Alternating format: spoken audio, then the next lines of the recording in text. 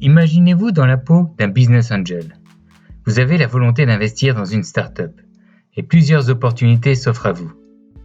Quels critères allez-vous utiliser pour évaluer quelle start-up a le plus de chances de réussir, sachant que seulement 1 sur 10 ne fera pas faillite à horizon 5 ans, selon des statistiques connues. Alors bien sûr, vous allez commencer par analyser le potentiel du projet, en particulier son business model et son business plan. Puis, vous finirez en évaluant l'équipe dirigeante d'un point de vue intellectuel, émotionnel et bien sûr de son expérience professionnelle.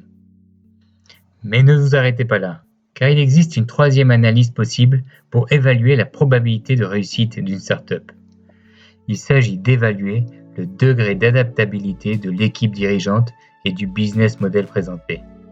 C'est bien connu, quand on est une start-up, les choses se passent rarement comme prévu. Donc votre devoir d'investisseur est de challenger le projet présenté en identifiant les potentielles faiblesses et en posant des questions du style « what if ?» Et si votre principale source de revenus se tarit? Et si le partenariat sur lequel vous basez votre croissance ne produit pas les effets escomptés? Vous pourrez ainsi mesurer la capacité d'adaptabilité de l'équipe et du projet présenté. S'il n'y a pas de plan B, passez votre chemin. En tant que financier, il existe aussi 2 KPI que vous pouvez prendre en compte pour évaluer le degré d'adaptabilité du business plan proposé par une startup. Le premier est le seuil de rentabilité du business model présenté, qui dépend principalement de la structure de coût de l'entreprise, entre frais fixes et frais variables. Pour plus de détails, allez voir notre vidéo sur le compte de résultats disponible sur nos différents supports LinkedIn ou YouTube. Ce que ça dit, c'est qu'en résumé, il faut privilégier les projets qui ont un seuil de rentabilité bas les premières années dans leur business plan. Plus la startup sous-traitera au début de son activité, plus elle se donnera de chances de survivre à horizon 3 ou 5 ans, qui sont les délais moyens de ROI attendus des investisseurs. Dans l'exemple ci-dessous, nous avons 2 sociétés, Rocky et Rambo, qui offrent le même service au même prix unitaire de 100 francs. Mais elles ont une structure de coût différente. On voit que Rambo n'a besoin de vendre que 467 unités pour financer ses frais fixes de 28 000 francs, alors que Rocky doit en vendre 652. Elle est donc plus sujette aux aléas du marché à première vue.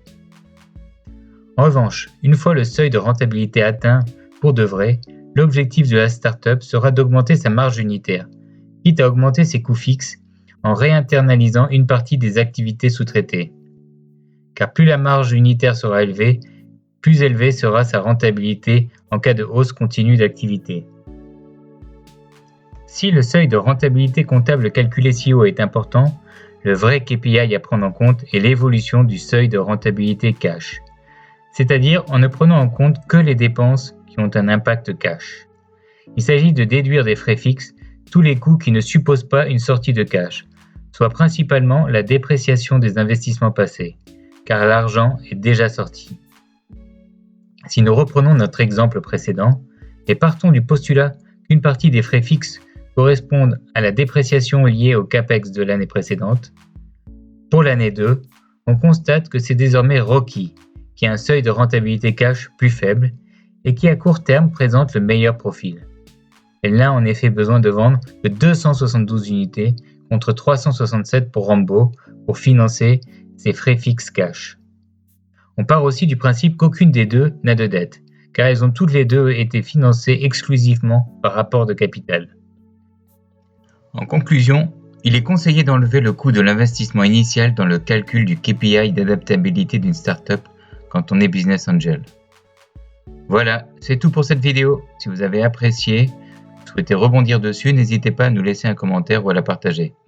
Vous pouvez retrouver toutes nos vidéos sur nos différents supports. En attendant de se retrouver, je vous souhaite à tous une excellente journée.